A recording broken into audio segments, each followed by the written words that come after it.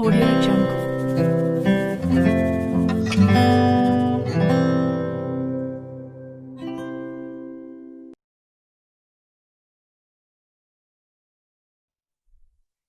Shri BB and PB Hirpara કન્યા વિદ્યાલય કાલાવડ તરફથી ઈ લર્નિંગ ક્લાસની અંદર બધી બહેનોનું હાર્દિક સ્વાગત છે. બધી બહેનોને આજના દિવસના જય સરદાર, નવરાત્રિની બધી બહેનોને શુભકામનાઓ. માં દુર્ગા, અંબા, ખોડિયાર, જે કંઈ તમારે માનતા હોય કુળદેવીઓ તમને સારી રીતે શક્તિ આપે, મહેનત કરવાની ધગશ આપે, આગળ વધવાની તમન્ના જાગે, એ બધાને શુભકામના. આજે વિષય વિજ્ઞાનની અંદર પાઠ આપણે ચોથો જોઈ રહ્યા છીએ, કાર્બન અને તેના સંયોજનો, અને એની અંદર લેક્ચર 9મું આપણે જોઈએ છીએ. 9મા લેક્ચરની અંદર મુદ્દો છે અપર રૂપ અથવા બહુરૂપ. તો કાર્બનના અપર રૂપ આપણે શીખવાના છે. અપર રૂપ એટલે શું? તમને પ્રશ્ન પૂછે અપર રૂપ અથવા બહુરૂપ એટલે શું, અને કાર્બનના અપર રૂપો જણાવો. તો આપણે અહીંયા પેલા વ્યાખ્યા શીખવાની છે. અપર રૂપ એટલે શું? અપર રૂપ એટલે શું એની વ્યાખ્યા છે. પેલા આપણે આ વ્યાખ્યા શીખીએ. અપર રૂપ પૂછે અથવા બહુરૂપ પૂછે, બે એક જ છે, શબ્દ બે છે. અપર રૂપ એટલે શું એવો પ્રશ્ન પૂછે, અથવા બહુરૂપ એટલે શું એવો પ્રશ્ન પૂછે, તો બેનો જવાબ એક જ છે, અપર રૂપ એટલે શું. તો એની વ્યાખ્યા જોઈએ આપણે. અપર રૂપની પહેલા શરૂઆતમાં આપણે વ્યાખ્યા જોઈએ. શું થાય એની વ્યાખ્યા અપર રૂપની? તો એક જ તત્વ હોય, એક જ તત્વના બે કે બેથી વધારે સ્વરૂપ હોય. તત્વ એક જ છે પણ એના સ્વરૂપ બે હોય અથવા બેથી વધારે સ્વરૂપ હોય, અને એના ભૌતિક ગુણધર્મો અલગ અલગ હોય અને રાસાયણિક ગુણધર્મો સરખા હોય. ભૌતિક ગુણધર્મો અલગ હોય અને રાસાયણિક ગુણધર્મો સરખા હોય તો એવા સ્વરૂપને એકબીજાના અપર રૂપ કહેવાય. આ વ્યાખ્યા છે. એમાં આપણે જોયું બે થી વધારે, બે કે તેથી વધુ સ્વરૂપ હોય, બે કે બે થી વધારે સ્વરૂપ હોય, અને ભૌતિક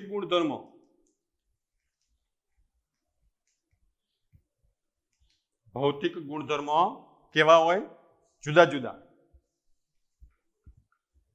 ભૌતિક ગુણધર્મો જુદા જુદા હોય, રાસાયણિક ગુણધર્મો સરખા હોય. રાસાયણિક ગુણધર્મો સરખા હોય. તો આ એની વ્યાખ્યા. તે 3 મુદ્દા તમારે યાદ રાખી નાખવાના વ્યાખ્યામાં, કે બે કે બે થી વધારે સ્વરૂપ હોય, ભૌતિક ગુણધર્મો જુદા જુદા હોય, અને રાસાયણિક ગુણધર્મો સરખા હોય તો તેને એકબીજાના અપર રૂપ કહેવાય. તો એની વ્યાખ્યા થઈ ગઈ. અપર રૂપ કોને કહેવાય અથવા બહુરૂપ કોને કહેવાય. સ્પષ્ટ છે, સહેલી વ્યાખ્યા છે. ફેરથી એકવાર બોલું છું, યાદ રાખી લેજો, આવડી જાય એવી છે. પ્રશ્ન પૂછે છે અપર રૂપ એટલે શું? તો એક જ તત્વના બે કે બે થી વધુ સ્વરૂપ આવેલા હોય, અને તેમના ભૌતિક ગુણધર્મો જુદા જુદા હોય, અને તેમના રાસાયણિક ગુણધર્મો સરખા હોય તો તેવા તત્વોને એકબીજાના અપર રૂપ કહેવાય. આ અપર રૂપની આપણે વ્યાખ્યા જોઈ. હવે આપણે શીખવાના છે કાર્બનના અપર રૂપ. ત્યાર પછી કાર્બનના અપર રૂપ. કાર્બનના અપર રૂપ. તમને ટૂંક નોંધ પૂછે કાર્બનના અપર રૂપ. કાર્બનના અપર રૂપ જણાવો. તો કાર્બનના અપર રૂપ 3 છે. એક છે હીરો, બીજું છે ગ્રેફાઇટ, અને ત્રીજું છે આપણે બહુ એના વિશે ડિટેલ આવતી નથી, પણ થોડુંક નામ આવે છે ફ્લોરિન.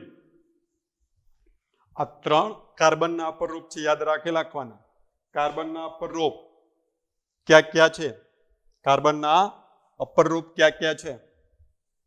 તો 3 તમારે નામ યાદ રાખવાના: હીરો, ગ્રેફાઇટ અને ફ્લોરિન.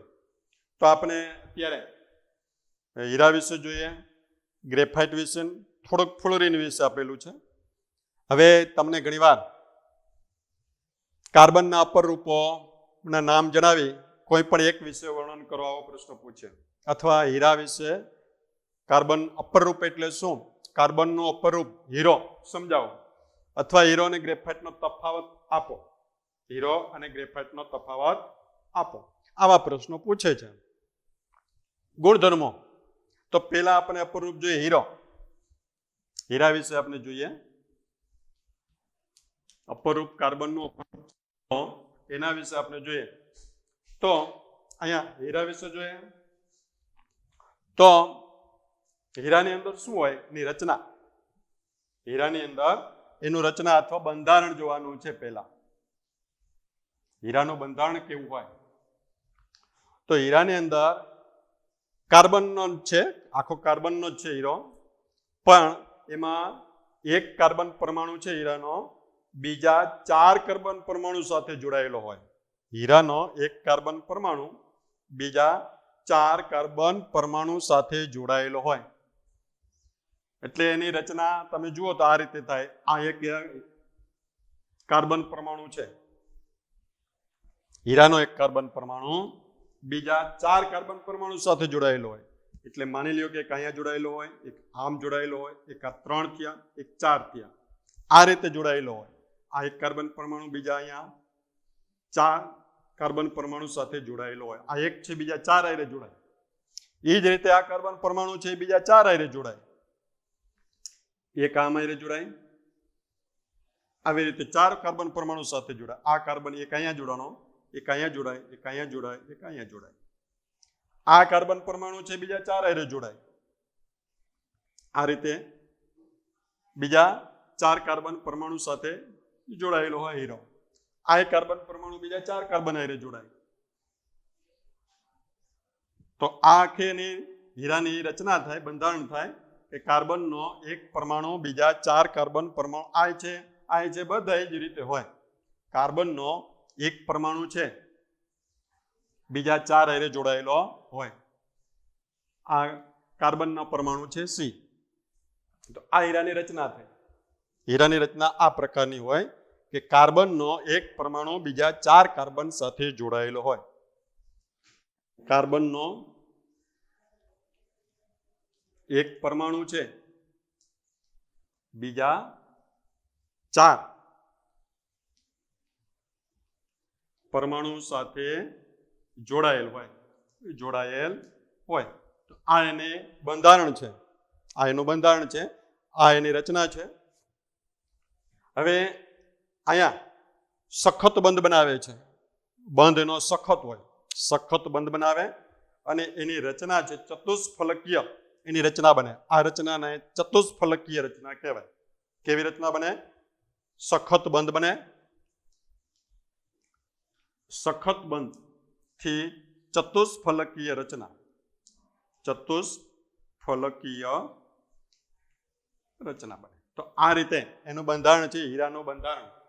હીરાનું બંધારણ કેવું હોય? તો કાર્બનનો એક પરમાણુ બીજા 4 સાથે જોડાયેલો હોય, સખત બંધ બનાવે છે અને ચતુષ્ફલકીય રચના ધરાવે છે. હવે આપણે એના ગુણધર્મો જોવાના છે. હીરાના ગુણધર્મો આપણે ગુણધર્મો જોઈએ. હીરાના ગુણધર્મો કેવા હોય? તો પહેલો ગુણધર્મો જોઈએ. પહેલો ગુણધર્મ તો આ જ છે કે કાર્બનના એક પરમાણુ બીજા 4 કાર્બન પરમાણુ સાથે જોડાયેલો હોય. બીજો ગુણધર્મ સખત બંધ બનાવે છે. આ એના ગુણધર્મમાં આવે છે. ચતુષ્ફલકીય રચના ધરાવે છે. પછી અહીંયા ચોથો ગુણધર્મ હું લખું છું. આ પહેલો ગુણધર્મમાં તમે ગુણધર્મમાં આ જ લખજો, પહેલો, બીજો, ત્રીજો. ચોથો ગુણધર્મ અહીંથી લખો છો ચોથો ગુણધર્મ કે એની ઘનતા વધુ છે. ઘનતા વધુ છે. પાંચમો ગુણધર્મ છે આપણે જોઈએ તો ગલન બિંદુ ઊંચું હોય છે. હીરાના ગલન બિંદુ ઊંચું છે. ગલન બિંદુ ઊંચું છે. છઠ્ઠો ગુણધર્મ આપણે જોઈએ તો વિદ્યુતનો અવાહક છે. વિદ્યુતનો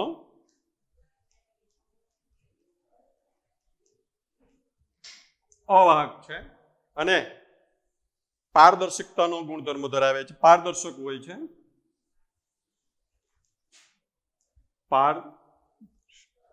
પારદર્શકતાનો ગુણ જોવા મળે. અને આઠમું એનો ગુણધર્મ એવો છે કે વક્રી ભવનાંક સૌથી વધુ છે. વક્રી ભવનાંક સૌથી વધુ છે.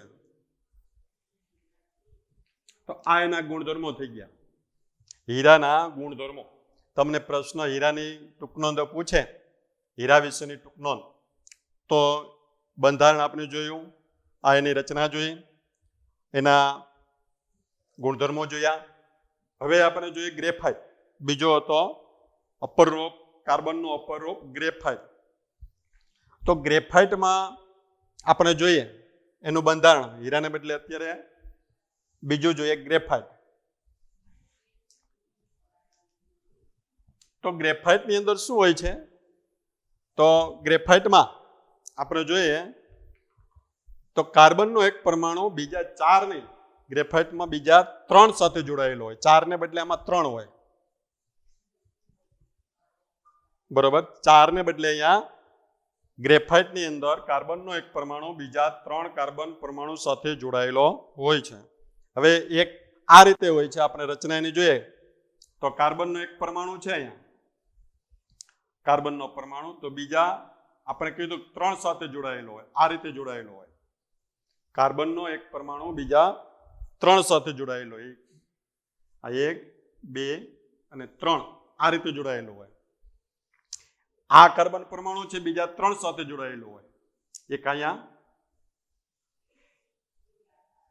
એક અહીંયા, એટલે 3 સાથે જોડાયેલો હોય. આ કાર્બન પરમાણુ છે બીજા 3 સાથે જોડાયેલો હોય. એક અહીંયા, એક અહીંયા, આ 3 સાથે જોડાયેલો હોય છે. આ કાર્બન પરમાણુ છે એ બીજા 3 સાથે જોડાયેલો હોય છે. એક અહીંયા જોડાયેલો હોય, એક અહીંયા જોડાયેલો હોય, બીજા 3 સાથે. આ કાર્બન પરમાણુ છે એ 3 સાથે જોડાયેલો હોય. એક અહીંયા છે, એક અહીંયા છે, એક અહીંયા છે, એક અહીંયા જોડાયેલો છે, એક અહીંયા, એક અહીંયા છે. હવે આ કાર્બન પરમાણુ છે બીજા 3 સાથે જોડાયેલો હોય. એક અહીંયા જોડાયેલો હોય, એક અહીંયા જોડાયેલો હોય, એટલે અહીંયા 3 સાથે થઈ ગયું. આ 1, 2, એક અહીંયા 3 સાથે.